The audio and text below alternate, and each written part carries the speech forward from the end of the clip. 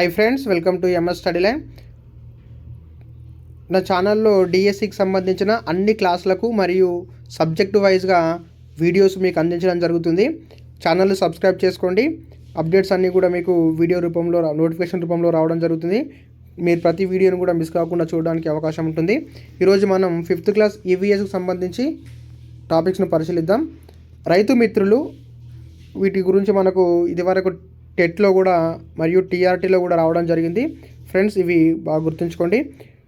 రైతు మిత్రులు: నేను వానపామును, వ్యవసాయ భూమిలో వర్త పదార్థాలను తింటాను. నేను విసర్జించే పదార్థం భూమికి బలాన్ని ఇస్తుంది. నా వల్ల నేల గుల్లబారి మొక్క వేర్లకు బాగా గాలి లభిస్తుంది. అందువల్ల మొక్క ఏపుగా పెరుగుతుంది, పంట దిగుబడి పెరుగుతుంది అంటూ మనం ఇక్కడ వానపాముకు సంబంధించిన అంశాన్ని పరిశీలించవచ్చు. వానపామును గుర్తుంచుకోండి ఫ్రెండ్స్, మనకు ఇదివరకు డిఎస్సిలో రావడం జరిగింది. వ్యర్థ పదార్థాలను తింటాను, నేను విసర్జించే పదార్థం భూమికి బలాన్ని ఇస్తుంది అంటూ మనకి ఇక్కడ దానికి సంబంధించిన అంశాన్ని కూడా పరిశీలించవచ్చు. నేను సాలెపురుగును, నేను ఉదర భాగంలో ఉండే గ్రంథుల నుండి దారాన్ని స్రవించి గూడు అల్లుతాను. నా గూడును ఎప్పుడైనా పరిశీలించారా? పంటలను హాని చేసే పురుగులు, దోమలు ఈ గూటిలో చిక్కుకుంటాయి, నేను వాటిని తింటాను. ఈ విధంగా పంటలను చీడల నుండి కాపాడతాను అంటూ సాలెపురుగు చెప్పడం జరుగుతుంది. చీమ: నేను చీమను, పంట పొలాల్లో మరియు మొక్కలపై తిరుగుతుంటాను. మొక్కలపై చిన్న పురుగులను, వాటి గుడ్లను తింటాను. ఈ విధంగా రైతులు సంహారక మందులు చల్లే అవసరం లేకుండా నా వంతు సాయం నేను చేస్తానంటూ చీమ తన గురించి తెలియజేస్తుంది. నేను పామును, పంట పొలాలని, ధాన్యాలని, కంకుల్ని నాశనం చేసే ఎలుకల్ని తిని రైతులకు మేలు చేస్తానంటుంది. పాము ఏమని చెప్తుందంటే, పంట పొలాల్లో ధాన్యపు కంకుల్ని కొరికి నాశనం చేసే ఎలుకల్ని తిని నేను రైతులకు మేలు చేస్తానంటూ పాము దాని గురించి తెలియజేస్తుంది.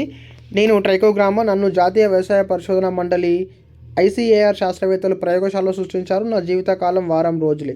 పంటను పాడు చేసే పురుగుల గుడ్లను నాశనం చేస్తాను, రైతులకు నా వంతు మేలు చేస్తానంటూ మనకి ఇక్కడ ఇవ్వడం జరిగింది.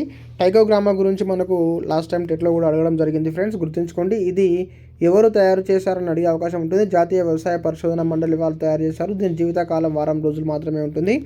ఇది పంట పాడు చేసే పురుగుల గుడ్లను నాశనం చేసి పంట పెరుగుదలకు సహాయపడుతున్నట్టు మనం ఇక్కడ చూడొచ్చు.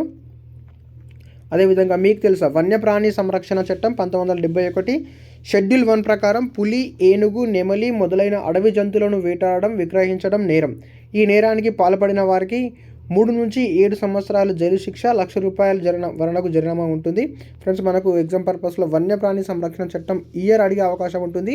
గుర్తుంచుకోండి ఫ్రెండ్స్, మనకు ఇది చాలా ఇంపార్టెంట్. అదేవిధంగా ఎవరన్నా జంతువులను వేటాడడం కానీ విక్రయించడం కానీ చేస్తే 3 నుంచి 7 సంవత్సరాల వరకు జైలు శిక్ష, ₹1,00,000 జరిమానా కూడా ఉంటుందని మనం గుర్తుంచుకోండి. తగ్గుతున్న జంతు జనాభా. మన జాతీయ జంతువు పులి. మీ అందరికీ తెలుసు, మన జాతీయ జంతువు పులి. భారత్తో పాటు బంగ్లాదేశ్లో ఎక్కువ సంఖ్యలో కనిపించే పులి రాయల్ బెంగాల్ టైగర్.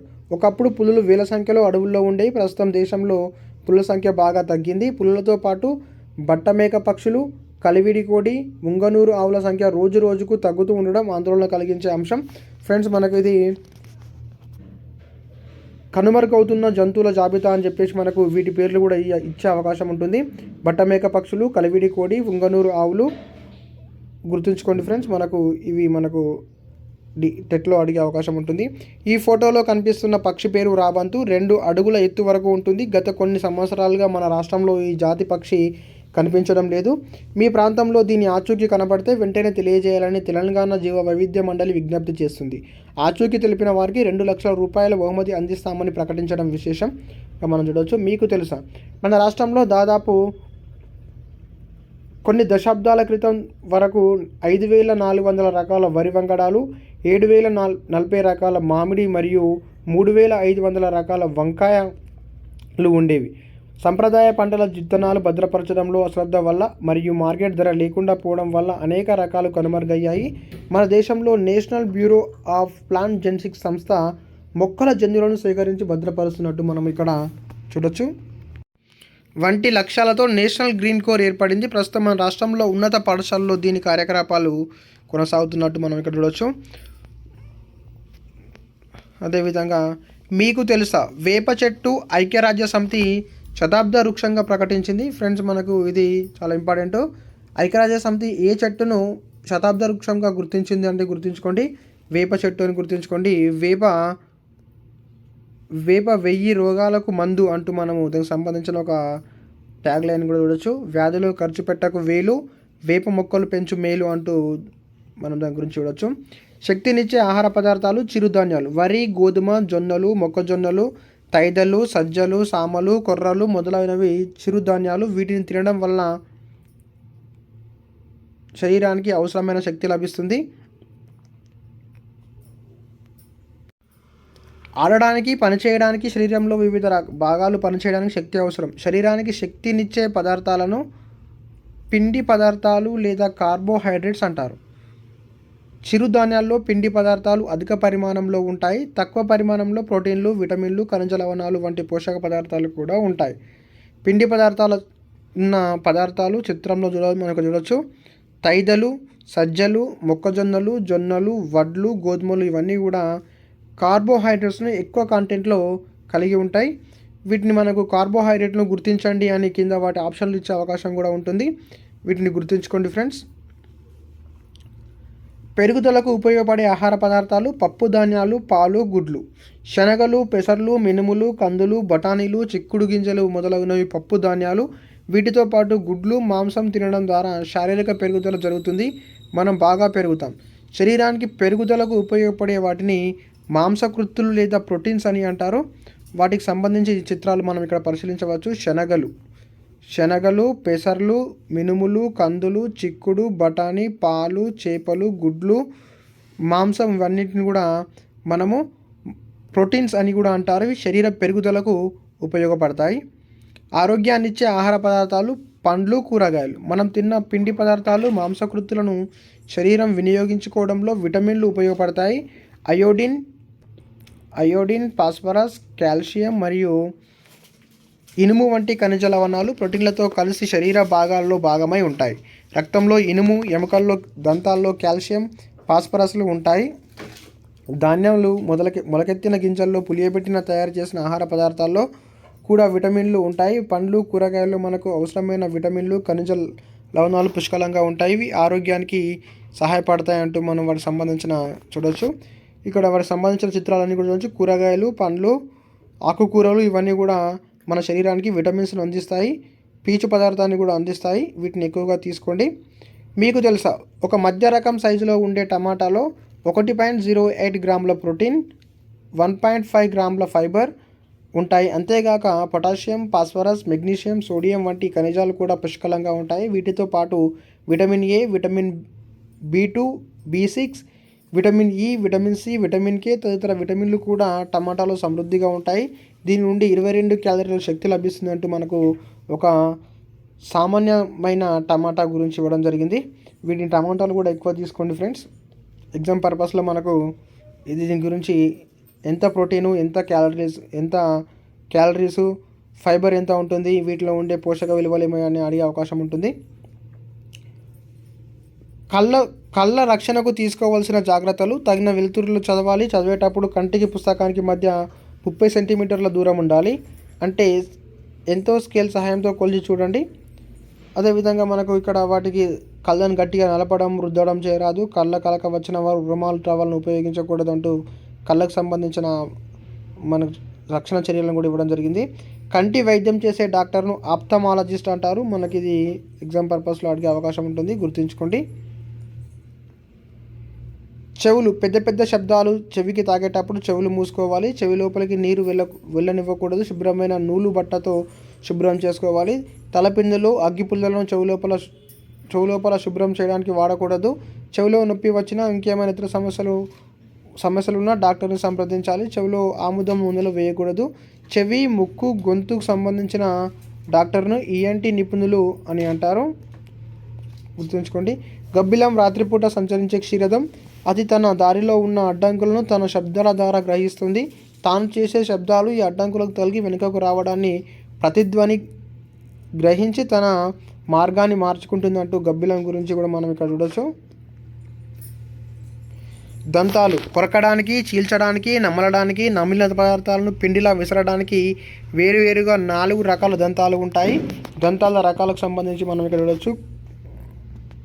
కొరకు దంతాలు, కోర దంతాలు, నమలు దంతాలు, విసురు దంతాలు. మొత్తం మనకు 4 రకాల దంతాలు ఉంటాయి. వాటి అమరికను కూడా మనం ఇక్కడ పరిశీలించవచ్చు. దంత అమరికను విసురు దంతాలు ఒక దవడని కింది దవడని పరిశీలించినట్లయితే విసురు దంతాలు కింది దవడకు ఈ పక్క 3 ఉంటున్నాయి, ఈ పక్క 3, మొత్తం కింది దంతకు 6 ఉంటాయి. అదేవిధంగా నములు దంతాలు రెండు చొప్పుల 4 ఉంటాయి. కూర దంతాలు ఈ పక్కన 1, ఆ పక్కన 1, మొత్తం 2 ఉంటాయి. కొరకు దంతాలు 4 ఉంటాయి ముందు భాగంలో. ఈ విధంగా పై దవడకు మొత్తంగా 32 దంతాలు అమరిక ఉంటుంది. వీటిని మనము 3214 అనే ఫార్ములా ద్వారా గుర్తుంచుకోండి. 3212 అనే ఫార్ములా ద్వారా గుర్తుంచుకోండి. మనకు ఈ దంత ఫార్ములాను ఇది వరకు టెట్లో కూడా అడగడం జరిగింది. చర్మ సంబంధ వ్యాధులకు చికిత్స చేసే డాక్టర్ను డెర్మటాలజిస్ట్ అంటారు. శరీరంలో అతిపెద్ద అవయవం చర్మం. మానవుని చర్మం దాదాపు 1.5 చదరపు మీటర్ల వైశాల్యం, 4 కిలోల బరువు ఉంటుంది. చర్మానికి పరిశుభ్రంగా ఉంచుకోకపోతే చర్మ వ్యాధులు వచ్చే అవకాశం ఉంటుంది. చాలా వరకు చర్మ వ్యాధులు అంటు వ్యాధులే అని మనకి ఇక్కడ ఇవ్వడం జరిగింది. ఇది గుర్తుంచుకోండి. చర్మం యొక్క బరువు, దాని యొక్క వైశాల్యం కూడా గుర్తుంచుకోండి. మనకు ఇది వరకు మన శరీరంలో అతిపెద్ద అవయవం ఏది అని టెట్లో అడగడం జరిగింది. శ్వాస వ్యవస్థ, ఊపిరితిత్తులు. మనం జీవించడానికి గాలి అవసరమని ముక్కు ద్వారా గాలి పీల్చి వదులుతామని మీకు తెలుసు. అయితే మనం పీల్చిన గాలి ఎక్కడికి వెళ్తుందో తెలుసా? శ్వాస అవయవాల ద్వారా మన శరీరం గాలిలోని ఆక్సిజన్ను గ్రహిస్తుంది. శ్వాస వ్యవస్థలో ముఖ్యంగా ముక్కు, శ్వాసనాళం, ఊపిరితిత్తులు ఉంటాయి. ముక్కు ద్వారా మనం పీల్చుకున్న గాలి శ్వాసనాళంలోకి వెళ్తుంది. శ్వాసనాళం 2గా చీలి ఊపిరితిత్తుల్లోకి తెరుచుకుంటుంది. ముక్కు రంధ్రాల్లో తేమ, వెంట్రుకలు శరీరంలోని దుమ్ము, ధూళి వెళ్లకుండా ఆపుతాయి అంటూ మనము శ్వాసనాలకు సంబంధించిన అమరికను కూడా చూడవచ్చు. ఇక్కడ ముక్కు నుంచి మొదలై శ్వాసనాళం ఊపిరితిత్తుల్లోకి చేరుకుంటుంది గాలి. అక్కడ నుంచి తిరిగి మళ్ళీ శ్వాసనాళం గుండా ముక్కు ద్వారా బయటకు కార్బన్ డైఆక్సైడ్ రావడం జరుగుతుంది. అదేవిధంగా పూర్వం ప్రజలు వారి అవసరాలు తీర్చుకోవడానికి వస్తువులను ఇచ్చి వస్తువులను తీసుకునేవారు. దీనిని వస్తు మార్పిడి పద్ధతి అంటారు. ఉదాహరణకు 1 కిలో చింతపండు ఇచ్చి 3 కిలోల బియ్యం తీసుకుంటారు. ఇది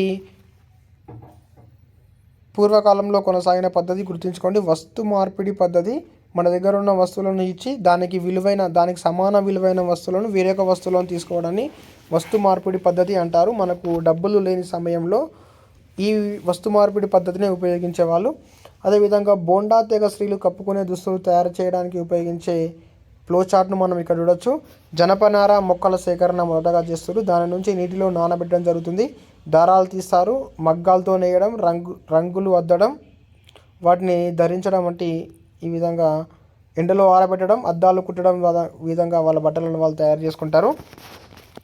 వెదురు, యూకలిప్టస్, సుబాబుల్ వంటి చెట్ల నుండి కాగితం తయారవుతుంది. మన అవసరాలకు సరిపడా కాగితం తయారు చేయడానికి ప్రతిరోజు వేల కొలది చెట్లను నరుకుతున్నారు. కాగితాన్ని పొదుపు చేసే చెట్లను కాపాడినట్లే. అందుకే మీరు కాగితంపై 2 వైపులా రాయండి. మీకు ఉపయోగపడని పుస్తకాలు, వార్తాపత్రికలను రీసైక్లింగ్ కోసం అమ్మేయండి. అంతేకాదు పెన్సిల్ పూర్తిగా అరిగిపోయేంత వరకు వాడండి అంటూ మనకి ఇక్కడ ఇవ్వడం జరిగింది. వీటి నుంచి మనకు పేపర్ తయారు చేస్తారు అంటే వెదురు, యూకలిప్టస్, సుబాబుల్ వంటి మొక్కల నుంచి కాగితాన్ని తయారు చేస్తున్నట్టు మనం ఇక్కడ చూడండి.